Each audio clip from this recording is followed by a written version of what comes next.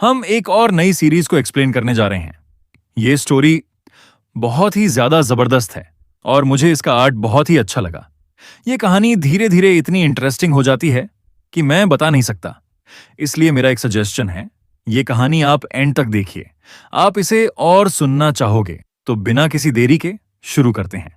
इस कहानी की शुरुआत एक डार्क फॉरेस्ट से होती है। वहां एक पेड़ पर दो चिड़िया अपनी भाषा में आपस में बात कर रही होती हैं।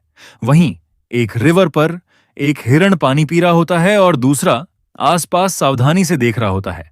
और उसी घने फॉरेस्ट में एक झोपड़ी होती है जिसकी हालत काफी खस्ता होती है। इसके आसपास कटे हुए पेड़ होते हैं और डरावनी धुंध छाई होती है। फिर हम उस झोपड़ी के अंदर का सीन देखते हैं।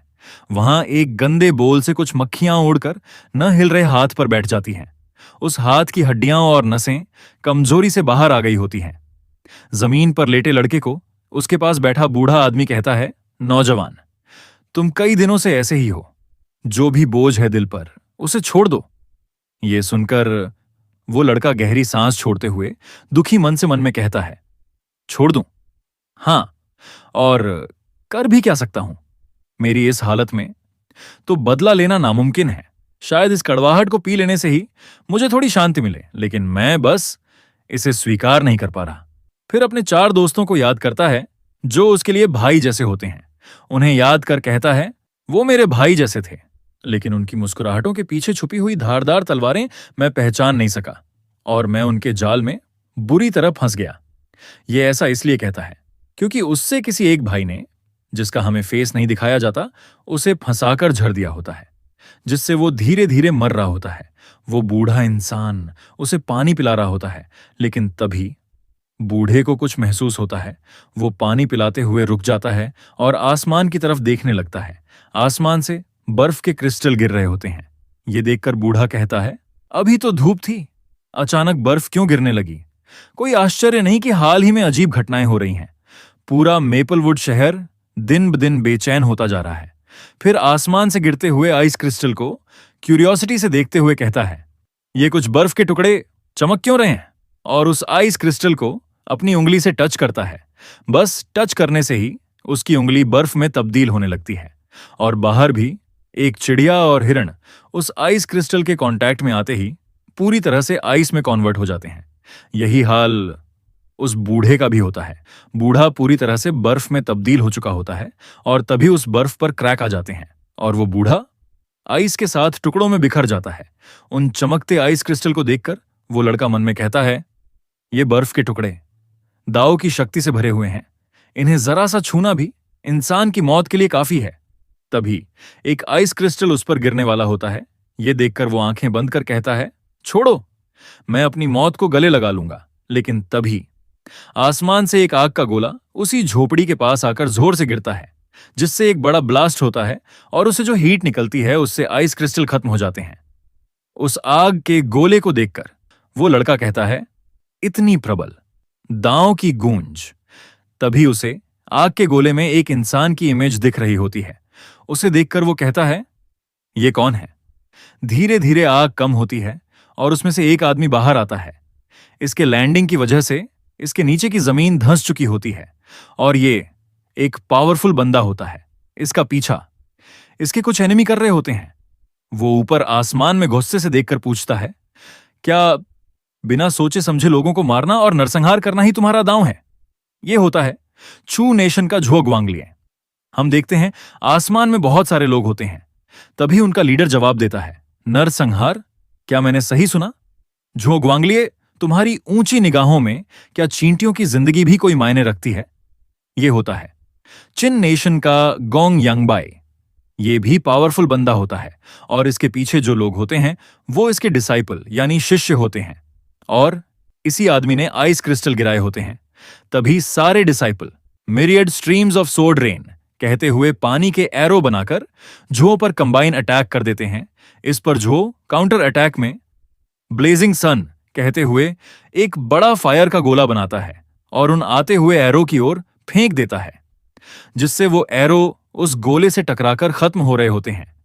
उस गोले की पावर देखकर एक डिसाइपल हैरान होकर कहता है, वाह, हमारी संयुक्त चाल मायरिड स्ट्रीम्स ऑफ सॉर्ड रेन जो ए ग्रेड दांव कला के बराबर थी, पल भर में ही नष्ट हो गई। तभी उनका लीडर अपने मुंह में बहुत सारी हवा भरता है और जोर से छोड़ देता है, जिससे उनकी तरफ आ रहा फायर का गोला बर्फ में कन्वर्ट होने लगता है और ये अटैक होता है एक सांस, बाहर फ्रॉस्ट। फिर उस बर्फ के गोले को झुओ अपनी फायर सोर्ड से बीच से काट देता है और गोंग यांगबाई का नाम जोर से चिल्लाते हुए उस पर अटैक करने वाला होता है। लेकिन तभी उसे कुछ अजीब लगता है। वो साइड देखता है और हैरान हो जाता है, क्योंकि साइड से किसी ने उस पर चुपके से शार्प ब्लेड से हमला किया होता है। वो अपनी फायर सोर्ड से उन ब्लेड को जला रहा होता है। इसी अचानक हमले से वो फिर से जमीन पर आ जाता है। तभी उस पर आसमान से बहुत सारे ब्लेड से हमला होता है, लेकिन फिर भी वो बिना किसी खरोंच के बच जाता है और आसमान में देखता है उसे एक बड़ा सा बर्ड दिखता है। ये बर्ड एक रोबोट होता है और उसे कंट्रोल करने वाला आदमी झुओ को कहता है, तुम काफी खतरनाक हो। तुम सोल फ्लेइंग एग्नी के 9 yin प्रोफाउंड मैलिस फॉर्मेशन का दर्द झेलते हुए लड़ रहे हो। तुम कमजोर हो ही नहीं सकते। कोई आश्चर्य नहीं कि चिन नेशन ने हमारे मो फैमिली से मदद मांगी। ये होता है मो फैमिली का मो जिंग्यू और ये यांगबाई के साइड से झुओ को मारने आया होता है। ये भी काफी पावरफुल होता है और अब 2 विरुद्ध एक मुकाबला होने वाला है। इसे देखकर झुओ उसका नाम गुस्से से चिल्लाते हुए कहता है मो जिंग्यू और उस पर अटैक करने जाने लगता है। ये देखकर यांगबाई अपने डिसाइपल्स को चिल्लाकर ऑर्डर देता है, सारे डिसाइपल्स फॉर्मेशन सेटअप करो, इसे अटैक करने का कोई मौका मत दो। इतना सुनते ही झुओ को चारों ओर से घेर लिया जाता है और वो डिसाइपल फॉर्मेशन बनाने के लिए एक अलग ही भाषा में मंत्र कहते हैं। उससे उनका गला गुब्बारे की तरह फूल जाता है और उनके मुंह से पानी के स्नेक बाहर आने लगते हैं। वो वाटर स्नेक झुओ को चारों तरफ से सर्कल बनाकर ट्रैप करने लगते हैं। ये देखकर झुओ चिल्लाकर यांगबाई को कहता है, गोंग यांगबाई, तूने अपने साथ पावरफुल 9 yin प्रोफेंड मलिस फॉर्मेशन लाई है ना, फिर भी तू मुझ पर ऐसे बोरिंग दांव कला यूज कर अपनी लाइफ क्यों बर्बाद कर रहा है और आसानी से उन वाटर स्नेक को गाजर मूली की तरह काट डालता है। वो स्नेक टुकड़ों में जमीन पर गिरने लगते हैं। इस पर यांगबाई अपने डिसाइपल से पावर लेकर दोनों हाथों में एकत्र करते हुए कहता है, बोरिंग, झुओ ग्वांगलिए, क्या तुम्हें अब भी लगता है कि यह तुम्हारा खेल है? फिर जोर से चिल्लाता है, फॉर्मेशन एक्टिवेट। इतना बोलते ही जो टुकड़ों में वाटर स्नेक कटे होते हैं, उनके हर कटे पार्ट से नए स्नेक बन जाते हैं और बहुत सारे वाटर स्नेक झुओ का एक पैर पकड़ लेते हैं, जिससे वो डिस्ट्रैक्ट हो जाता है। इसका फायदा उठाते हुए एक स्नेक उसके कंधे को काट लेता है। ये देखकर झुओ मन में कहता है, ये वाटर स्नेक 9 yin गहरी दुर्भावना से शक्तिशाली बनाए गए हैं। मैं इनके कितने भी टुकड़े करूं, वो उन टुकड़ों से और नए बन जाते हैं, जिससे इनकी संख्या बढ़ती जाती है और इनके डसने से प्रोफाउंड यिन की पावर मेरे शरीर में घुस जाएगी, जिससे मेरे शरीर में दांव ऊर्जा का प्रवाह बंद हो जाएगा। तभी झुओ उस अटैक से संभल पाता। उससे पहले ही यांगबाई अपने मुंह से जोर से हवा छोड़ता है। यह होता है second breath blood freeze attack, जिससे जिन स्नेक ने झुओ को जकड़ा होता है वो आइस में बदलने लगते हैं। उस पर फिर से पहली सांस ठंडी बर्फ का श्वास, दूसरी सांस रक्त जमना और तीसरी सांस कठोर मृत्यु। ऐसे 3 एक के पीछे एक अटैक करता है, जिससे उन स्नेक के साथ झुओ भी आइस में तब्दील हो जाता है। ये देखकर बर्ड पर बैठा जिंग्यू इंप्रेस होते हुए कहता है, वाकई गोंगयांग क्लैन की सीक्रेट आर्ट काफी खतरनाक है। यहां तक कि झुओ ग्वांगलिए भी इसके सामने बेबस हो गया। इतना पावरफुल अटैक करने के बाद भी और नए स्नेक झुओ को घेर रहे होते हैं और फॉर्मेशन को ताकतवर बना रहे होते हैं। लेकिन तभी जिन वाटर स्नेक ने झुओ को घेरा होता है, उनमें से रोशनी चमकने लगती है। ये देखकर यांगबाई पूरी ताकत से फॉर्मेशन को बनाए रखने की कोशिश कर रहा होता है, लेकिन इसका कोई फायदा नहीं होता। झुओ बॉइलिंग ब्लड बर्निंग सोल का अटैक कर उस आइस केज से आजाद हो जाता है। यह देखकर मो जिंग्यू फिर से झुओ पर ब्लेड से हमला करता है, लेकिन इस बार झुओ एक हाथ घुमाकर इतनी पावरफुल फायर फ्लेम निकालता है कि वो सीधा उस बर्ड को हिट करती है और वो बर्ड जलकर खत्म हो जाता है। वहीं मो जिंग्यू समय रहते ही उस बर्ड से कूदकर अपनी जान बचाता है। हम देखते हैं झुओ अब पहले से और पावरफुल बन चुका होता है। उसकी आंखों से भी फायर निकल रही होती है, जिससे वो और भी कूल लग रहा होता है। वो अपना एक हाथ उठाता है और कहता है एक्सप्लोड, जिससे आसमान में बहुत बड़े ब्लास्ट होने लगते हैं। ये देखकर यांगबाई शॉक होकर कहता है, मेरी 9 येन गहरी दुर्जनता संरचना फेल हो गई। उन एक्सप्लोजन के बाद जो जोर से कहता है, सिटी स्कॉर्चिंग, ब्लेजिंग ब्लॉसम्स, आसमान से येलो कलर के फ्लावर गिरने लगते हैं। ये देखकर एक डिसाइपल हैरान होता है। उसे ऐसा डरते देख दूसरा डिसाइपल शो ऑफ करते हुए उस फ्लावर को पकड़ते हुए कहता है, यह है धधकती कली, बस तीसरे लेवल की दांव कला। देखो, तुम्हारा सीनियर ब्रदर इसे एक हाथ से बुझा देगा। लेकिन वो उसे टच करते ही पूरी तरह से जलने लगता है और राख बन जाता है। ये देखकर यांगबाई चिल्लाकर सारे डिसाइपल से कहता है, मूर्ख, ये झुओ ग्वांगलिए की सिटी स्कॉचिंग ब्लेजिंग ब्लॉसम्स तकनीक है। अभी वाटर एलिमेंट की दांव कला सक्रिय करो ताकि इसका जवाब दे सको और सुरक्षित क्षेत्र बना सको। ये सुन, सारे डिसाइपल्स पानी से उस अटैक को रोकने की कोशिश कर रहे होते हैं। झुओ का अटैक देखकर जिंग्यू कहता है, ये बहुत शक्तिशाली है और इसका दायरा भी बहुत बड़ा है। लगता है ये सच है कि झुओ ग्वांगलिए ने 19 साल की उम्र में इसी तकनीक से पूरा शहर नष्ट कर दिया था। फिर वो अपने पीछे का बॉक्स खोलता है। उस बॉक्स से बहुत सारे छोटे बर्ड्स बाहर निकलने लगते हैं, जो जाकर उन फ्लावर से टकराकर उन्हें ब्लास्ट कर खत्म कर रहे होते हैं। हम आसमान को देखते हैं, जहां हर जगह बस वाटर और फ्लावर के टकराने से धमाके ही धमाके हो रहे होते हैं और इससे लिटरली बारिश होने लगती है। ये देखकर वो लड़का कहता है, इतने ताकतवर ये लोग आखिर हैं कौन? वहीं झुओ के बॉडी से बहुत खतरनाक फायर निकल रही होती है। वो एक मंत्र कहता है, अत्यधिक अग्नि की शक्ति, आसमान जलाना, समुद्र उबालना, पूर्वज झुरोंग मेरे माध्यम से प्रकट हो। फिर हाथ घुमाते हुए एक बड़ा फायर ड्रैगन उन डिसाइपल्स पर छोड़ता है और वो ड्रैगन एक एक कर सारे डिसाइपल जलाकर राख कर देता है। फिर यंगबाई की तरफ बढ़ता है, लेकिन मो जिंग्यू बीच में आकर अपने मैकेनिकल पंखों से उस ड्रैगन को रोकता है।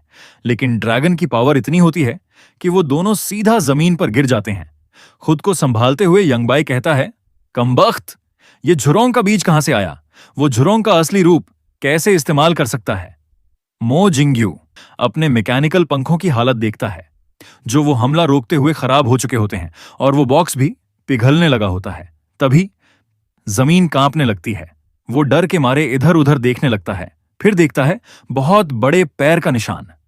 वो होता है झुओ के पूर्वज झुरोंग का। फिर झुओ को देखते हैं, जो उन दोनों को ललकारते हुए कहता है, आओ मारो मुझे। और हम देखते हैं झुओ ने पूर्वज झुरोंग का ट्रू फॉर्म अचीव कर लिया होता है, जिससे एक बहुत बड़ी फायर बॉडी बन चुकी होती है, जिसके दोनों बाजू बड़े बड़े फायर ड्रैगन होते हैं और ये बॉडी झुओ कंट्रोल कर रहा होता है। वो उन दोनों को कहता है, क्या नोबल लिनियज, क्या जीनियस, तुम मेरी मौजूदगी में ऐसे टाइटल्स पर घमंड करते हो, और उन्हें मारने उनकी तरफ बढ़ने लगता है। ये देखकर यंगबाई हवा अंदर लेते हुए कहता है, डरने की जरूरत नहीं। भले ही झुओ ग्वांगलिए के पास झुरोंग का असली रूप है, लेकिन मेरी तीसरी सांस गहरे जमाव की शक्ति उसका सामना कर सकती है। और मुंह से हवा छोड़ता है, लेकिन पहले ही ज्यादा पावर यूज करने की वजह से वो ये अटैक पूरा कर नहीं पाता। गला पकड़कर खांसने लगता है। उसकी ये हालत देखकर पीछे खड़ा मो जिंग्यू कहता है, गोंग यांगबाई, क्या हमें पीछे हटना चाहिए? फिर झुओ कहता है, नदी घाटी में हमारी हार अब तय है। न कोई नदी, न कोई सागर मेरे इस राष्ट्रीय अपमान और निजी नफरत को धो सकता है। लेकिन मैं झुओ ग्वांगलिए, ये कहते हुए उसकी आंखों से आंसू आते हैं, जो फायर की वजह से भाप बन जाते हैं। फिर वो जोर जोर से हंसते हुए कहता है, हा हा हा हा, सिर्फ मैं ही अपने शरीर को मार सकता हूं। सिर्फ झुरोंग ही मेरी सोल को जला सकता है। मेरा महान सिर यहां है। कौन इतना काबिल है कि इसे काट सके? तभी उसकी गर्दन पर एक पर्पल लाइट का स्लैश होता है, जिससे उसकी गर्दन कटकर जमीन पर लुढ़कते हुए गिर जाती है। झुओ की कटी गर्दन देखकर यांगबाई हैरान रह जाता है। उसे समझ ही नहीं आता कि ये किया किसने। तभी वही पर्पल लाइट फिर से चमकती है और उसकी आवाज से वो दोनों इतने पावरफुल होने पर भी सिर पकड़ लेते हैं। हम देखते हैं वही पर्पल लाइटिंग एक सोर्ड की होती है, जो फुल स्पीड से जाकर झुओ का सिर काटकर फिर से अपने मालिक के पास लौट आई होती है। उस सोर्ड के मालिक को देखकर यंगबाई हैरानी से उसका नाम पुकारता है, ली। ये होता है जिंग नेशन का ली ही। वो शांत स्वभाव में कहता है, बहुत शोर है। इस पर यांगबाई कहता है, ली ही, हमारे हाइनेस यिंगवू के आदेश से। उसकी बात पूरी होती उससे पहले ही ली बस उनकी तरफ देखता है। और ये इतना पावरफुल होता है कि उसके देखने भर से ही उन दोनों को पता चल जाता है, अगर एक वर्ड भी मुंह से निकला तो ये सीधा हमारे सिर को ही बीच से काट डालेगा। ये एहसास होते ही यंग बाय फुल स्पीड से झुओ का कटा हुआ सिर उठाता है और तेजी से वहां से निकल जाता है। उसके साथ मोजिंग्यू भी भाग जाता है। उसके बाद ली ही झुओ की बॉडी को देख रहा होता है, फिर अपने हाथ में एक प्राचीन टोकन निकालता है जिस पर डीमन का फेस होता है। वो टोकन कहता है, अब हमारा हिसाब बराबर। तभी ली ही उस टोकन को फोड़कर चकनाचूर कर देता है। फिर उसकी नजर सामने फायर में लिपटी झुओ की सिर कटी बॉडी पर जाती है। वो अपने हाथ को रोल कर दूरबीन की तरह करता है और आंख पर रखकर उस बॉडी को देखता है। फिर कमर से थोड़ा टेढ़ा होकर हाथ खोलता है और कहता है, बूम, जिससे झुओ की बॉडी बॉम्ब की तरह एक्सप्लोड हो जाती है, टुकड़ों में बिखर कर जमीन पर गिर जाती है। ये देखकर ली के मुंह पर एक हल्की सी मुस्कान आती है। फिर हम दूसरे दिन का सीन देखते हैं। उस झोपड़ी के अंदर एमसी हांफते हुए अपनी जगह से उठने की कोशिश कर रहा होता है। उसकी बॉडी दर्द से थर थर कांप रही होती है। तभी उसकी नजर उस मरे हुए बूढ़े के सिर पर जाती है। ये देखकर वो मन में निश्चय करता है, मैं अभी राजी नहीं हूं, मैं अभी मरना नहीं चाहता। फिर हांफते हुए उस झोपड़ी से बाहर निकलने लगता है। सीढ़ियां चढ़ता है और बाहर के बैटलफील्ड को देखता है। मन में कहता है, भले ही संभावना बहुत कम है, लेकिन मुझे कोशिश करनी ही होगी, और आगे बढ़ने की कोशिश करता है। तभी उसका थरथर कांपता हुआ पैर सीढ़ी से टकरा जाता है। उसका बैलेंस बिगड़ता है और वो उस छोटे पहाड़ से नीचे लुढ़कते हुए गिरने लगता है। जहां झुओं की बॉडी पड़ी होती है वहीं आकर रुकता है। बैटलफील्ड को देखकर मन में कहता है, इतने शक्तिशाली व्यक्तियों के लड़ाई में शायद कुछ खजाने छूट गए हों, कुछ ऐसा जो मेरी जान बचा सके। वो कुछ ढूंढने लगता है। मांस के टुकड़े, हड्डियों के बिखरे हिस्से, टूटा हुआ धातु, एक उंगली की हड्डी, आधी लकड़ी की हड्डी, लेकिन कुछ भी काम का नहीं मिलता। निराश होकर बैठ जाता है। लेकिन तभी उसकी नजर लाल कपड़े के अंदर रखी एक बोतल पर जाती है। वो उसे थरथराते हाथों से उठाता है और हैरान होकर कहता है, एक पिल की बोतल? उसमें से पिल निकालकर अंदाजे से कहता है, क्या यह हो सकता है? और वो रेड पिल मुंह में डाल देता है। जैसे ही पिल अंदर जाती है, उसके मुंह से गर्म भाप निकलती है। उसकी गर्दन पर फायर कलर की नस उभर आती है। दर्द बढ़ता है। वो दांत पीसकर उसे बर्दाश्त करता है। फिर हाथ पर भी वही फायर कलर की नसें फैल जाती हैं। ये देखकर मन में कहता है, कोई शक नहीं, ये वही है जिसकी मैंने दिन रात तमन्ना की, जो कभी मेरे पास थी, लेकिन अंत में मुझे धोखा देकर भाई ने छीन ली थी। ये है मेरिडियन खोलने वाली पिल। और उस पिल से उसके बॉडी में फायर कलर की बहुत सारी नसें ब्रेन से निकलकर पूरी बॉडी में फैल जाती हैं। उसके बाद वो अपने पैरों पर आराम से खड़ा हो जाता है और पिल के असर की वजह से उसके शरीर से गर्म भाप निकल रही होती है। फिर वो चमकते हुए सूरज को देखता है और कहता है, जब दाओ मेरिडियन प्रकट होती है, जीवन शक्ति लौट आती है। किस्मत की अनिश्चितता का कोई जवाब नहीं। उसके बाद वो पूरी रात जमीन खोदकर झुओं और उस बूढ़े के लिए कब्र बनाता है और धीरे से कहता है, उस बूढ़े का शुक्रिया जिन्होंने मुझे मौत के दरवाजे पर संभाला, और उस एल्डर का आभार जिसकी मेरिडियन खोलने वाली पिल ने मेरी जान बचाई। जिसने तुम्हें दफनाया है वो कोई बेनाम आवारा नहीं। मैं जुआंग नेशन के चिंगे काउंटी के मेपलवुड शहर का हूं। मेरा नाम जांग वंग है और हमें एमसी का नाम पता चल जाता है। फिर झुओं की कब्र के सामने झुकते हुए कहता है, तुम स्वर्ग में शांति पाओ। तभी झुओं की कब्र से गोल्डन लाइट निकलने लगती है और जांग के सामने एक मून के आकार की गोल्डन रिंग बनने लगती है, जिसे देखकर वो हैरान हो जाता है। वो उस रिंग को अपने हाथों में पकड़कर कहता है, ये क्या है? तभी उसकी आंखों में एक अलग ही रेड लाइट चमकती है और अचानक वो एक बिल्कुल अलग जगह आ जाता है। वो जगह अंतरिक्ष जैसी दिख रही होती है। इधर उधर देखकर वो कहता है, मैं कहां आ गया? तभी उसकी नजर ब्लू लाइट में चमक रहे इंसान पर जाती है, जो एक येलो कॉलर के फॉर्मेशन के सेंटर में खड़ा होता है। जांग उसे देखकर कहता है, अरे सुनिए, नमस्ते, क्या मैं पूछ सकता हूं?